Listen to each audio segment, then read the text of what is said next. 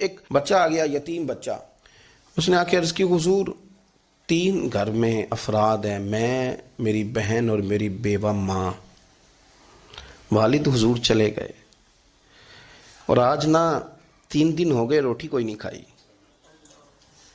میں اس منظر کو بھی جانتا ہوں کہ جب یتیم گھر میں اکٹھے بیٹھے ہوتے ہیں اور پتہ ہوتا ہے ان کو کہ ہماری اماں کے پاس آج پیسے کوئی نہیں اور گھر میں روٹی بھی کوئی نہیں، تو پھر ان کو بھوک ہی نہیں لگتی۔ ہاں نہیں لگتی۔ اماں پوچھتی ہے پتر روٹی کھانی ہے؟ نہیں میں تو سویرے جو کھایا تھا وہ ہضم ہی نہیں ہوا، اماں جی شاہی کوئی نہیں۔ یہ پردے اس طرح کر کے بچائے جاتے ہیں، ایک دوسرے کو تسلیاں دینا، ایک دوسرے سے پیار کا بڑھ جانا، ایک دوسرے کے لیے جذبات اور طرح کے بن جانا، حکمت الہی کے تقاضے ہوتے ہیں۔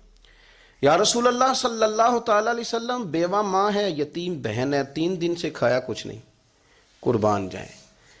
وہ گھر جہاں سے کائنات کھاتی ہے ساری، حضور نے فرمایا بلال جا نہ جا کے ساری ازواج مطہرات سے پوچھ گھر میں کیا ہے۔